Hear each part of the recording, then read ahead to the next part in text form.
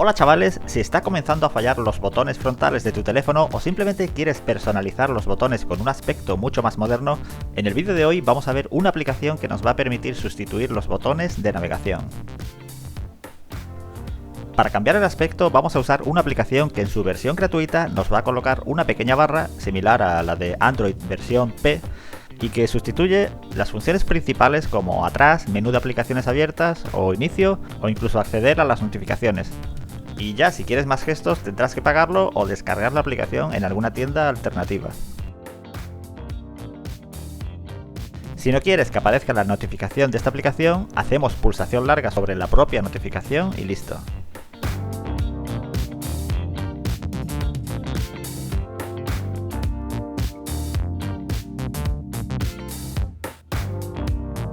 En el caso de que tu teléfono tenga los botones virtuales, es decir, en pantalla, debemos buscar en los ajustes alguna opción que nos elimine estos botones que trae por defecto algunos teléfonos.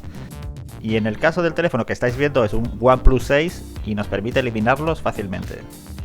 Si tu teléfono no trae esta opción de ocultar botones, hay algunos métodos para quitar los botones, pero suelen requerir de root o conectar por ADB a un PC, pero hay una aplicación en Play Store que nos oculta los botones de navegación sin necesidad de hacer nada de eso, sin permisos root ni conectar por ADB a un PC.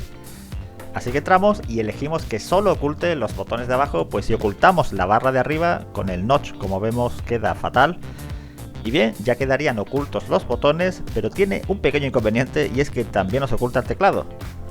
Así que si queremos que aparezca el teclado, tendremos que hacer swipe o deslizar hacia arriba y ya tendríamos el teclado.